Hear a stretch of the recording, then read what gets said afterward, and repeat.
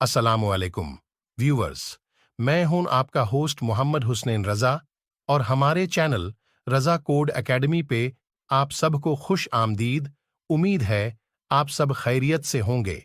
हमारी आज की वीडियो का टॉपिक है रिएक्ट जेएस। आज हमारे साथ इस इंटरव्यू के लिए मौजूद हैं आसिफ महमूद, जो कि एक सीनियर डेवलपर हैं।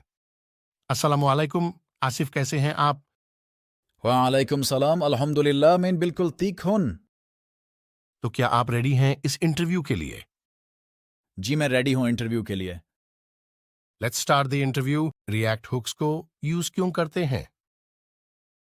रिएक्ट हुक्स फंक्शनल कंपोनेंट्स में स्टेट और लाइफ साइकिल फीचर्स को यूज करने का तरीका है। क्लास कंपोनेंट्स के लाइफ साइकिल मेथड्स को फंक्शनल कंपोनेंट्स में यूज करने के लिए हुक्स का यूज होता है।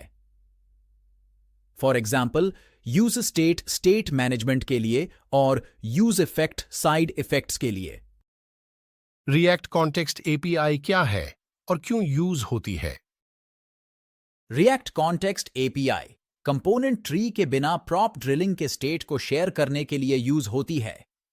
ये ग्लोबल स्टेट को मल्टीपल कंपोनेंट्स में इजीली शेयर करने में हेल्प करता है।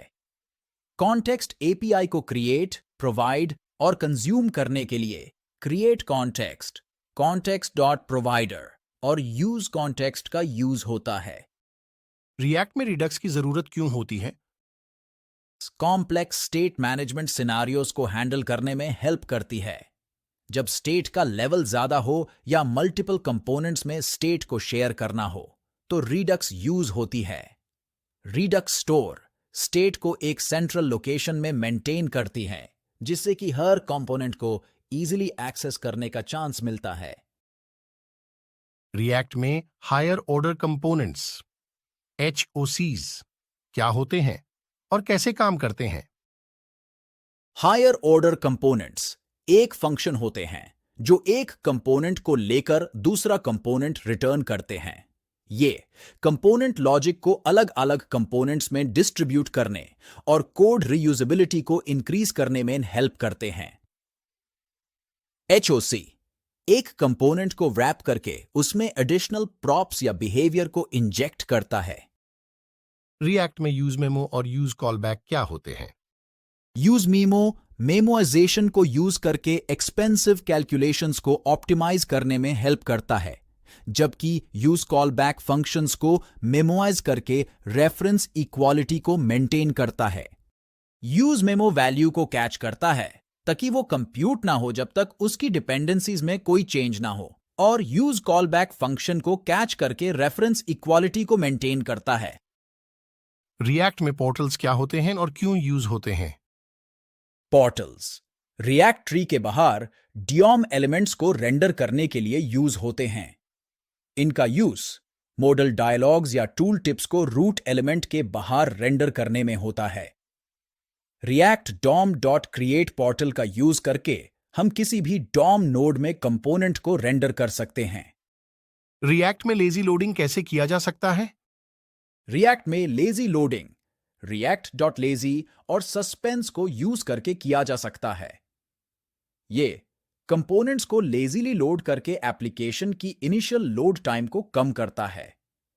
react.lazy का यूज डायनेमिक इंपोर्ट्स के साथ होता है, जिससे कंपोनेंट सिर्फ उस वक्त लोड होता है जब वो जरूरी हो। रिएक्ट हुक्स यूज इफेक्ट का यूज क्यों होता है? यूज इफेक्ट साइड इफेक्ट्स को हैंडल करने के लिए यूज होता है, जैसे कि डेटा फेचिंग, सब्सक्रिप्शंस और डॉम मैनिपुलेशन। ये कंपोनेंट माउंट, अपडेट और अनमाउंट होने पर रन होता है। यूज इफेक्ट के डिपेंडेंसीज स्पेसिफाई करने से ये स्पेसिफिक कंडीशंस में ही चलेगा ताकि अनवांटेड रेंडर से बचा जा सके। रिएक्ट में CSS इन JS क्या होता है और क्यों यूज होता है? CSS इन JS जावास्क्रिप्ट में CSS लिखने का मेथड है। इसका यूज कंपोनेंट लेवल स्टाइलिंग और डायनेमिक स्टाइलिंग के लिए होता है, जिससे कि स्टाइलिंग और कंपोनेंट एक साथ मैनेज हो सके। पॉपुलर लाइब्रेरीज जैसे कि स्टाइल्ड कंपोनेंट्स या इमोशन इसमें हेल्प करते हैं। रिएक्ट हुक्स यूज रिड्यूसर क्या है और कब यूज होता है? यूज रिड्यूसर स्टेट मैनेजमेंट के लिए यूज होता है, जिसमें कॉम्प्लेक्स स्टेट लॉजिक को हैंडल करने के लिए यूज होता है। ये मल्टीपल एक्शंस के रिस्पॉन्स में स्टेट को अपडेट करता है। यूज रिड्यूसर का यूज तब होता है जब स्टेट का लॉजिक कॉम्प्लेक्स होता है और यूज स्टेट की लिमिटेशंस को ओवरकम करना है। रिएक्ट टेस्टिंग लाइब्रेरी क्या है और टेस्टिंग में क्यों यूज होती है? React testing library react components को टेस्ट करने के लिए यूज होता है।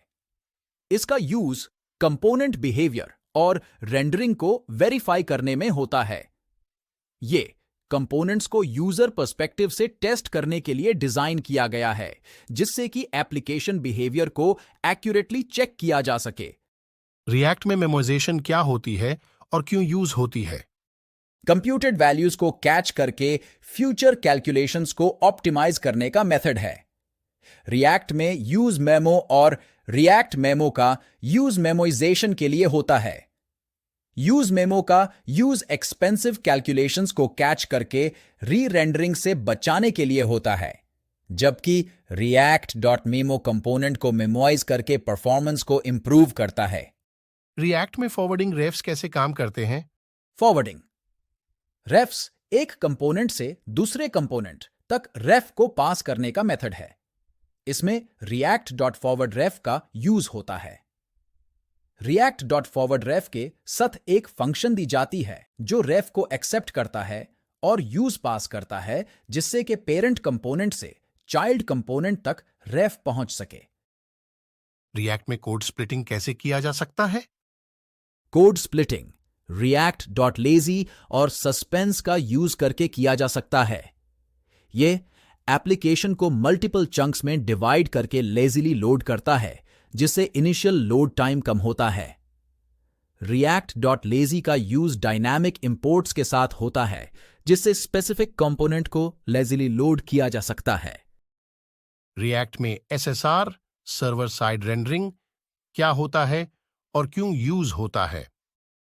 सर्वर साइड रेंडरिंग सर्वर पर HTML जनरेट करके क्लाइंट को सेंड करने का मेथड है। ये सर्च इंजन ऑप्टिमाइजेशन और फास्टर पेज लोड्स के लिए यूज होता है। जब यूजर किसी पेज पर नेविगेट करता है तो सर्वर से वो पेज का HTML जनरेट होता है और क्लाइंट को भेजा जाता है, जिससे कि क्लाइंट को कंटेंट जल्दी दिखे। ये था हमारा इंटरमीडिएट रिएक्ट जेएस इंटरव्यू, जिसमें हमने कुछ इंटरमीडिएट रिएक्ट टॉपिक्स को कवर किया।